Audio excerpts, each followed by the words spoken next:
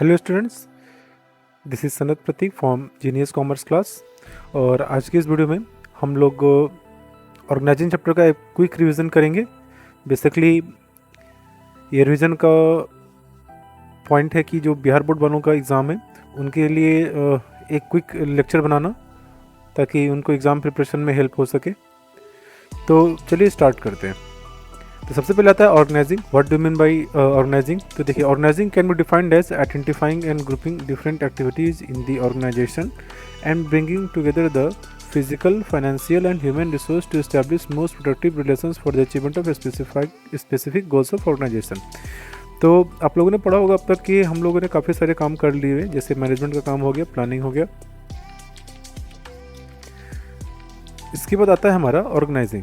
Organising में basically हम लोग क्या करते हैं? ऑर्गेनाइज का मतलब हो गया कि आपके यहाँ जितनी भी तरह के संसाधन हैं, चाहे वो फिजिकल रिसोर्सेज हो, चाहे वो फाइनेंशियल रिसोर्स हो, चाहे वो ह्यूमन रिसोर्स हो।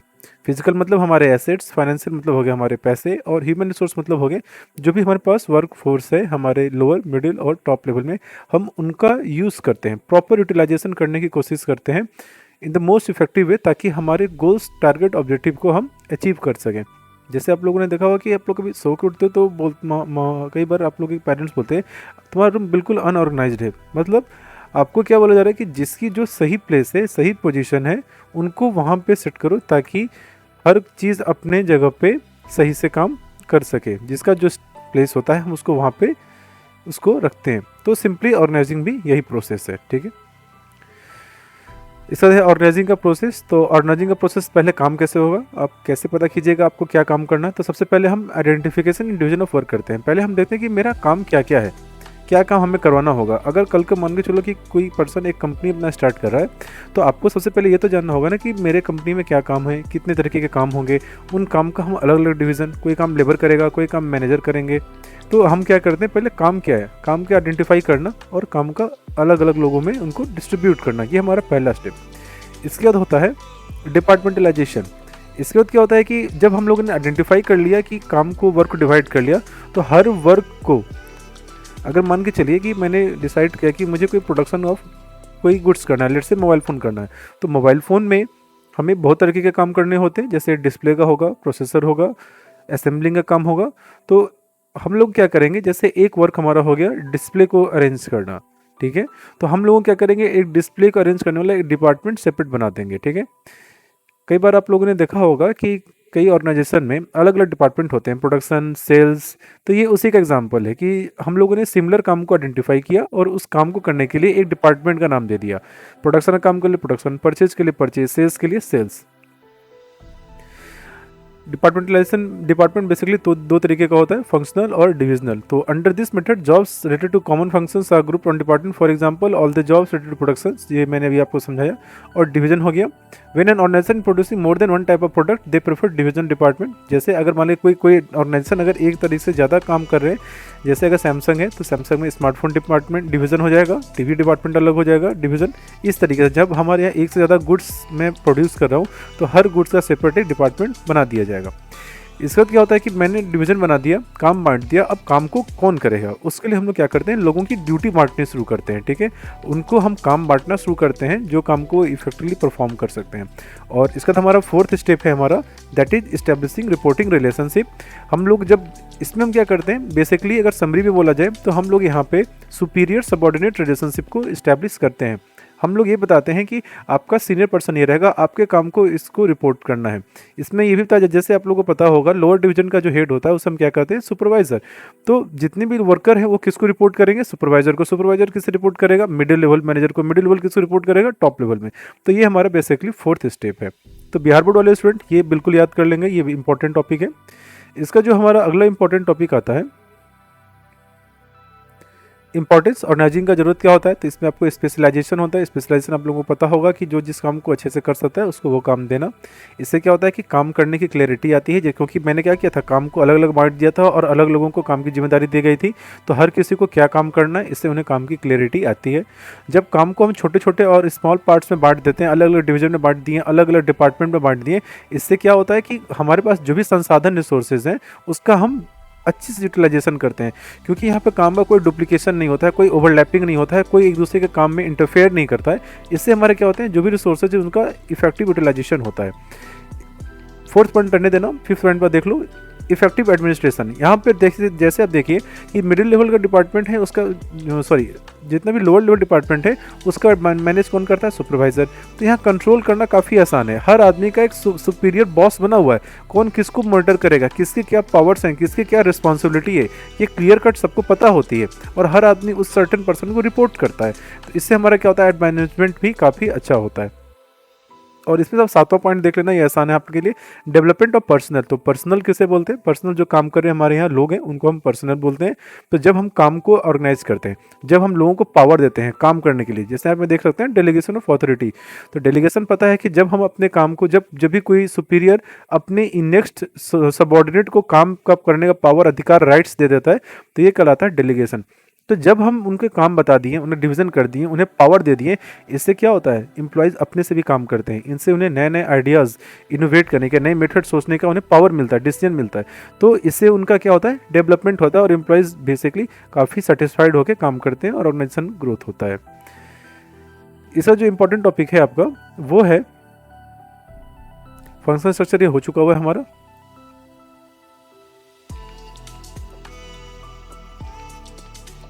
ये बेसिकली सीबीएसई बोर्ड के लिए, सीबीएसई की किताब है, तो सीबीएसई बोर्ड वालों के लिए दोबारा से लेक्चर बनाया जाएगा काफ़ी डिटेल, तो उसमें पढ़ लेंगे। अब अगला इंपॉर्टेंट है वो होता है फॉर्मल और इनफॉर्मल ऑर्गेनाइजेशन।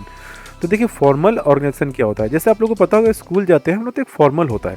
तो फॉर्मल बेसिकली क्या होता है, तो देखिए फॉर्मल ऑर्गेनाइजेशन वो ऑर्गेनाइजेशन होता है जहाँ पे, अगर सिर्फ हम simple word literal meaning of formal समझे, तो फॉर्मल मतलब होता है कोई एक ऐसा सिस्टम, कोई एक ऐसा व्यवस्था जो एक प्रॉपर सिस्टमेटिकली डिजाइन किया गया हुआ है। ठीक है, जैसे आप स्कूल जाते हो तो वहाँ देखते हो फॉर्मल ड्रेस चलते हैं, हर किसी का ड्रेस फिक्स होता है, किताबें क्या लानी है वो फिक्स होता है, किस आपके क्लास टीचर कौन होंगे ये फिक्स होते हैं। तो जब भी कोई भी सिस्टम को इस तरीके से बनाया जाता है कि वो एक प्रॉपर सीक्वेंस में काम करते हैं, उनके सारे चीज़ों को वेल डिफाइन किया जाता है किसी ऑर्गेनाइजेशन के द्वारा, तो ये कहलाता है हमारा फॉर्मल ऑर्गेनाइजेशन। तो देखिए, when the managers are carrying on organizing process, then as a result of organizing process an organization such as created to achieve systematic working and efficient utilization of resources, this type of structure is known as formal। तो मैंने जैसे कहा था, किसी भी organisation में काम को करने के लिए एक सिस्टमेटिक वे डिजाइन किया जाता है, उसमें हर चीज़ को डिफाइन प्रॉपर्ली किया जाता है और हर काम उसी सीक्वेंस के हिसाब से किया जाता है, कोई इसमें कॉम्प्रोमाइज़ नहीं होता है। तो ये सिस्टम पर्टिकुलरली हमारा कहलाता है फॉर्मल ऑर्गेनाइजेशन। ठीक है, फॉर्मलाइजेशन में हर चीज़ क्लियर कट डिफाइन की जाएंगी और हर कोई इससे बाउंड होता है। तो formalisation structure clears out the job to be perform by each individual, उनकी अथॉरिटी क्या होगी, रिस्पॉन्सिबिलिटी क्या होगा, हर एक सिंगल काम फिक्स होता है, इससे ही हम कहते हैं फॉर्मल ऑर्गेनाइजेशन। तो इसका सबसे एडवांटेज क्या होता है कि हाँ सारे काम सिस्टमेटिक होते हैं, काम गोल्स ऑब्जेक्टिव को इफेक्टिवली अचीव किया जाता है, कोई भी काम ओवरलैप या डुप्लीकेट नहीं होता है और लोगों के बीच में कोऑर्डिनेशन अच्छे से अचीव हो पाता है। ठीक है, लेकिन इसका डिमेरिट क्या होता है कि इसमें ना चीज़ें, डिसीजंस लेने में डिले होते हैं। मान के चलो कि आप अगर किसी ऑर्गेनाइजेशन में किसी सुपरवाइजर को कोई काम करने का मेथड चेंज कराना है, तो सुपरवाइजर के पास तो पावर नहीं है, उसे अपने सुपीरियर से परमिशन लेना पड़ेगा। तो आपको पता होगा सुपरवाइजर लोअर लेवल डिपार्टमेंट में आता है, तो वो किसको करेगा, अपने मिडिल लेवल मैनेजर को बोलेगा, मिडिल किससे बोलेगा, टॉप से, फिर टॉप के पास जब टाइम होगा वो डिसीजन बताएगा, फिर डिसीजन जाएगा टॉप से मिडिल, मिडिल से लोअर। तो इसमें आप देख सकते हो काफ़ी डिले होता है। इसमें क्या होता है कि ये बिल्कुल भी फ्लेक्सिबल नहीं होता है, क्योंकि सारी चीज़ों को एक फिक्स सिस्टम के थ्रू ही काम करना है, तो इसमें कोई फ्लेक्सिबिलिटी होने के चांसेस नहीं होते हैं। इसमें क्या होता है कि जो साइकोलॉजिकल नीड्स होते हैं, जो सोशल नीड होते हैं, उसको इग्नोर किया जाता है, क्योंकि आप अपने से कोई डिसीजन नहीं ले सकते, उस चेन और साइकिल को आप ब्रेक नहीं कर सकते किसी भी कंडीशन में। इससे लोगों को प्रॉब्लम्स होती हैं काम करने में। इसका इम्फेसिस होता है सिर्फ और सिर्फ काम कराना, ह्यूमन रिलेशंस को, क्रिएटिविटी को, टैलेंट की इसमें कोई जगह नहीं होती है। अब देखिए इनफॉर्मल क्या हो गया। इनफॉर्मल होता है जब कोई ऐसा सिस्टम, जस्ट आप उसका अपोजिट बोल सकते हैं, जहाँ पे फॉर्मल ऑर्गेनाइजेशन वो ऑर्गेनाइजेशन था जहाँ पे एक सिस्टम, एक ऑर्गेनाइजेशन उस पूरी चीज़ों को वेल डिफाइन कर रहा था, तो वो था फॉर्मल। तो जहाँ पे चीज़ें वेल डिफाइंड नहीं होती हैं, लोग अपने अपने हिसाब से उन चीज़ों को, प्रोसेस को, मेथड्स को अपने हिसाब से डिफाइन कर लेते हैं, तो ये कहलाता है इनफॉर्मल। जैसे यहाँ आप देखिए, in the formal organisational structure individuals are assigned various job position while working at those jobs these individuals interact with each others and develop some social and friendly group in the organisation. This network of social friendly groups forms another structure organisation which is called informal organisation structure. जब लोगों को काम करने के लिए, जब हम formal organisation के थ्रू जब उन्हें हम काम रिस्पॉन्सिबिलिटी जैसे बनाते हैं, उन्हें डिस्ट्रीब्यूट करते हैं, तो लोग धीरे धीरे क्या करते हैं, आपस में ही बात करते हैं, इंटरेक्ट करते हैं, तो उनका एक सोशल सर्कल बनना शुरू हो जाता है, एक स्ट्रक्चर बनना शुरू हो जाता है. तो यही कहलाता है इनफॉर्मल. उसका कोई फिक्स रूपरेखा नहीं होता है, वो किसी भी चेन या स्ट्रक्चर को फॉलो नहीं करता है. तो ये क्यों बनाया जाता है? ये लोग अपने साइकोलॉजिकल सेटिस्फैक्शन के लिए ही बनाते हैं. तो यही कहलाता है आपका इनफॉर्मल ऑर्गेनाइजेशन. तो इनफॉर्मल ऑर्गेनाइजेशन का फीचर क्या है? ये ऑटोमेटिकली क्रिएट होता है, ये किसी फिक्स सिस्टम को फॉलो नहीं करता है. यहाँ पे कोई फ्लो ऑफ अथॉरिटी या रिस्पॉन्सिबिलिटी, कुछ भी चीज़ें वेल डिफाइंड नहीं होती हैं. इसका एडवांटेज क्या होता है? तो सबसे पहले कम्युनिकेशन सबसे फास्ट होता है. इसका एग्जांपल आप लोग लिख लेना, र्यूमर्स, गॉसिप्स, ये सब होते हैं इनफॉर्मल के. ये लोगों के सोशल सेटिस्फैक्शन के लिए हेल्प करता है, और यहाँ से जो भी फीडबैक होता है वो जेन्यून और ऑथेंटिक आता है. लेकिन इसका दिक्कत क्या होता है कि इसमें अफवाहें फैलती हैं, इसमें वेरीफाई करने का कोई तरीका नहीं होता है. ठीक है, इसमें कोई सिस्टमेटिक वर्किंग नहीं होता है. इसमें लोग अपने खुद के निजी हित के लिए ज़्यादा काम करते हैं. तो ये हुआ आपका इनफॉर्मल. फॉर्मल और इनफॉर्मल का डिफरेंस यहाँ पे दिया हुआ है, आप लोग इसे याद कर लीजिएगा. इसमें से 4 से 5 पॉइंट जरूरी है. मेरे ख्याल से आप लोगों को शायद डिस्कस हो चुका है रेगुलर क्लासेस में, तो आपको इसमें कोई प्रॉब्लम नहीं होगा. इसका हम लोग अगला इंपॉर्टेंट जो VVI टॉपिक है वो है डेलीगेशन ऑफ अथॉरिटी. तो देखिए, डेलीगेशन ऑफ अथॉरिटी का मतलब क्या होता है कि जब भी कोई सीनियर, कोई सुपीरियर अपने से जस्ट सबॉर्डिनेट को, जो उससे जस्ट लोअर में है, उसको काम करने का पावर, अथॉरिटी, रिस्पॉन्सिबिलिटी ट्रांसफर कर देता है अपनी. जैसे मानो मेरे पास सारी शक्तियाँ थी, मैंने कुछ पावर्स अपने जूनियर को दे दिया, तो यही कहलाता है डेलीगेशन ऑफ अथॉरिटी. ठीक है, चलिए इसको देख लेते हैं. In every organization, managers are assigned lot of work and manager alone cannot perform all the work. He divides the work among different individuals working under him according to their qualification and get the job work from them. The manager begins with sharing some of his responsibilities with his subordinates. He deliberately passes some of his responsibilities to his subordinates. After passing the responsibility, manager also sets some of his authority, the power to make decisions, career. तो देखिए, कहना ये चाह रहा है कि देखिए, एक ऑर्गेनाइजेशन में एक अकेला मैनेजर तो सारे काम को खुद कर नहीं सकता है. तो वो क्या करता है?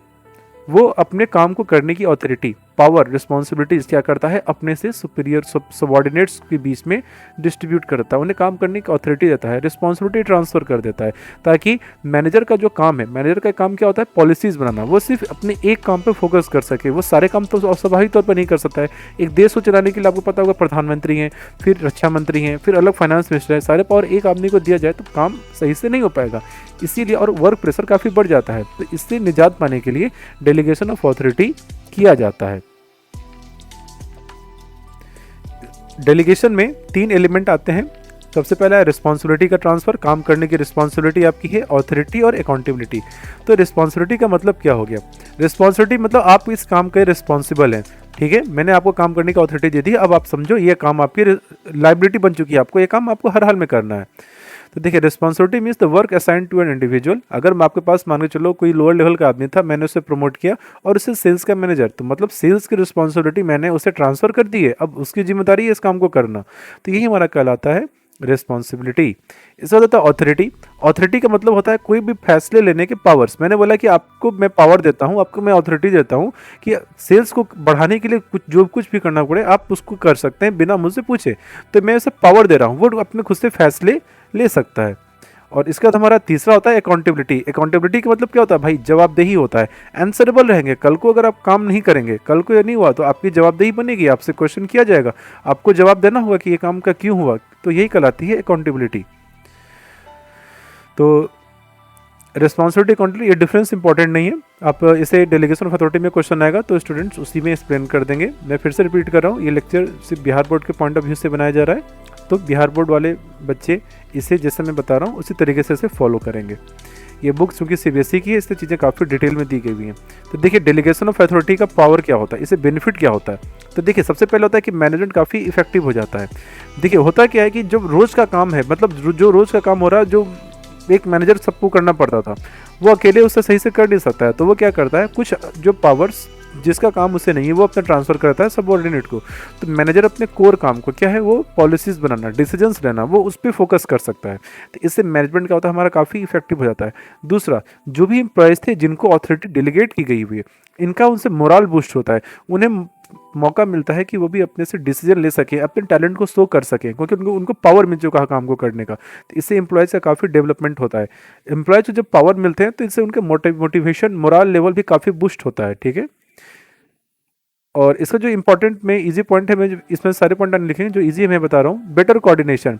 तो देखिए, डेलीगेशन में क्या होता है कि मैं अपने जो भी एक सुपीरियर पर्सन है, जो भी एक मैनेजर है या जो भी बॉस है, वो अपने एम्प्लॉयज़ को क्या करता है, पावर दे देता है। और एम्प्लॉयज़ की जवाबदेही होती है कि आप अपने काम को बताइए कि आपने काम क्यों किया, कैसे हुआ, कुछ गड़बड़ी हुआ, क्यों हुआ। और अगर उससे काम नहीं होता है तो उसे गाइडेंस, सलाह, जो भी इम्प्रूवमेंट होता है ये दिया जाता है। तो इससे क्या होता है, जो भी एम्प्लॉय और एम्प्लॉयर है उनके बीच में कोऑर्डिनेशन काफ़ी इंप्रूव होता है। और जो सबसे आसान और सबसे इम्पॉर्टेंट है कि मैनेजर्स हैं जिनके पास बहुत सारे काम है करने के लिए, उनके ऊपर से बर्डन ख़त्म होता है, उनका वर्कलोड कम होता है। तो ये हुआ आपका डेलीगेशन ऑफ अथॉरिटी का। डेलीगेशन ऑफ अथॉरिटी के बाद एक इंपॉर्टेंट टॉपिक है, वो है सेंट्रलाइजेशन और डिसेंट्रलाइजेशन। कई बच्चे इस बात में कंफ्यूज हो जाते हैं कि सर डेलीगेशन सेम है, डिसेंट्रलाइजेशन भी क्या है, दोनों में काम तो यही हो रहा है। नहीं, दोनों में बहुत बड़ा डिफरेंस है। तो उसको हम लोग पढ़ेंगे। तो सबसे पहले समझते हैं सेंट्रलाइजेशन। तो देखो, नाम में क्या है, सेंट्रल। जैसे आपको पता होगा स्टेट गवर्नमेंट होता है सेंटर, तो सेंटर मतलब होता है केंद्र, ठीक है। तो जब भी किसी भी ऑर्गेनाइजेशन में पावर करना, पावर ऑफ अथॉरिटी, जो भी अथॉरिटी है चीज़ों को करने का, सारा किसी सेलेक्टेड पर्सन के हाथ में होता है, तो ये कहलाता है सेंट्रलाइजेशन। वहाँ पे कोई भी आदमी के पास फ्रीडम नहीं है अपने हिसाब से काम करने का। आप इसे ऐसे समझो, नॉर्थ कोरिया में सारे पावर्स किनके हाथ में, किम जोंग में। तो ये क्या कहलाएगा, सेंट्रलाइजेशन। लेकिन डेमोक्रेसी में देखो डिसेंट्रलाइजेशन है, हर आदमी के पास, हर लोगों के पास कोई ना कोई पावर है, फाइनेंस मिनिस्टर है, डिफेंस मिनिस्टर है, रेलवे मिनिस्टर है। तो ये कहलाता है डिसेंट्रलाइजेशन। डिसेंट्रलाइजेशन होता है जब मैं अपने पूरे ऑर्गेनाइजेशन में जितने भी वर्क के पावर है, अथॉरिटी, रिस्पॉन्सिबिलिटी है, मैं इसे हर पर्सन में कुछ ना कुछ पावर्स ट्रांसफर कर देता हूँ। तो ये होता है डिसेंट्रलाइजेशन। देखिए, decentralisation can be defined as even मतलब हो गया बराबरी से, and systematic distribution of authority at every level of management. Under decentralisation every employees working at different level get some share in the authority. हर person को कुछ ना कुछ पावर मिलता है अथॉरिटी का, ठीक है। हर पर्सन को कुछ ना कुछ अधिकार है, इस कितना भी स्मॉल से स्मॉल क्यों ना, उसे कुछ ना कुछ पावर्स जरूर दिए जाएंगे। तो इससे क्या होता है, सेम बेनिफिट है, जो भी डेलीगेशन का बेनिफिट हम लोगों ने ऊपर में पढ़ा, सेम बेनिफिट डिसेंट्रलाइजेशन भी लोगों को भी होता है। तो डिसेंट्रलाइजेशन और डेलीगेशन ये बहुत ही इंपॉर्टेंट है, ठीक है। तो देखिए, डिसेंट्रलाइजेशन में सिर्फ decentralization is much more than a mere transfer of authority to lower level. It implies a selective dispersal of authority. It shows the belief that people are competent, capable and resourceful. Decentralisation indicate that employees at middle lower can assume the responsibility. तो देखिए, कहने का मतलब ये पूरे point का summary क्या है कि देखो, डेलीगेशन में पावर सबको नहीं देता हूँ, मैं सिर्फ सिलेक्टेड लोगों को देता हूँ। लेकिन डिसेंट्रलाइजेशन में पूरे ऑर्गेनाइजेशन में हर पर्सन को कोई ना कोई पावर दे दिया गया है। तो इससे क्या पता चलता है कि ये डेलीगेशन का बहुत वाइडर कंसेप्ट है, डेलीगेशन से बहुत ब्रॉड कंसेप्ट है। इसमें ये पता चलता है कि जो भी तुम्हारे मैनेजर्स हैं उनको अपने या काम करने वाले सारे लोगों के ऊपर में कितना कॉन्फिडेंस है, कितना फेथ है। इससे उनके मोटिवेशन, मोरल भी बूस्ट होते हैं, इससे उनका वर्कलोड भी कम होता है और इफेक्टिवनेस, काम करने की एफिशिएंसी ये काफ़ी बढ़ जाती है। तो ये इनका बेनिफिट हुआ। यहाँ पे एक डिफरेंस एक बॉक्स में होगा, इसे स्टूडेंट लोग ध्यान से देखेंगे। तो देखिए, डेलीगेशन में एक लिमिटेड स्कोप है और ये लार्जर वाइडर स्कोप है, ठीक है, क्योंकि इसमें दो पर्सन है, सुपीरियर, सबऑर्डिनेट। लेकिन यहाँ पे डिसेंट्रलाइजेशन में क्या होता है, बहुत ही वाइडर कंसेप्ट है। यहाँ पे पावर, अथॉरिटी हर एक सिंगल पर्सन को मिल जाते हैं, ठीक है, बहुत ही वाइडर लेवल पर जाता है। देखिए, delegation important function, but it is a routine function of the managers. Almost every day managers share their authority responsibility with the subordinates. Decentralization is more significant because it is a one-time decision and it is a policy matter. The top executive decides whether to follow decentralized policy. And once, तो कहने में मतलब कि ये important है, ठीक है, ये भी एक जरूरी फंक्शन है, लोग डेलीगेट करते ही हैं, ठीक है। लेकिन डिसेंट्रलाइजेशन उससे ज़्यादा सिग्निफिकेंट है। और एक बार जब हम स्ट्रक्चर ऑर्गेनाइजेशन का डिसाइड करते हैं कि हमारा ऑर्गेनाइजेशन कैसा होगा, सेंट्रलाइज होगा या डिसेंट्रलाइज होगा, तो ये फैसले पहले ही ले लेने होते हैं तुम्हें, और उसका through out the year, through out the process काम इसी तरीके से होता है। देखिए, In the process of delegation, the manager pass the authority and responsibility to subordinate, but there is also constant and continuous supervision manager to check performance. ठीक है, यहाँ पे क्या होता है कि डेलीगेशन में क्या होता है कि आप कॉन्स्टेंटली अपने मैनेजर्स के नज़र में रहते हैं, वो देखते रहेंगे कि आप सही करें या गलत करें। अगर सही नहीं करेंगे तो हो सकता है आपसे वो डेलीगेट ना करे आपको। लेकिन डिसेंट्रलाइजेशन में एक बार काम दे दिया गया तो कोई बार बार इंटरफेयर या कंटिन्यूस सुपरविजन या मॉनिटरिंग करने की आवश्यकता नहीं पड़ती है, क्योंकि हमारा पूरा चेन, क्योंकि यहाँ पे हमें विश्वास था उस लोगों के काम करने पे। साल में एक बार हो गया सो होगा, नहीं तो डेलीगेशन में तो बराबर कांस्टेंट नज़र होती है। ये इसका स्कोप काफ़ी नैरो है और इसका स्कोप काफ़ी वाइड है। रिस्पॉन्सिबिलिटी, डेलीगेशन हर मैनेजर की रिस्पॉन्सिबिलिटी है, लेकिन जो भी हमारा डिसेंट्रलाइजेशन है वो सिर्फ टॉप लेवल मैनेजर्स होते हैं, जो कंपनी का सीईओ है, जो बोर्ड ऑफ डायरेक्टर्स हैं, ये सिर्फ उन्हीं की रिस्पॉन्सिबिलिटी होती है। ठीक है, तो ये 5 इजी पॉइंट्स डिफरेंस था, मैंने आपको बताया, आप लोग इसे हर हाल में याद कर लीजिएगा। ठीक है, इसके बाद हम लोग एक इंपॉर्टेंट टॉपिक देखते हैं।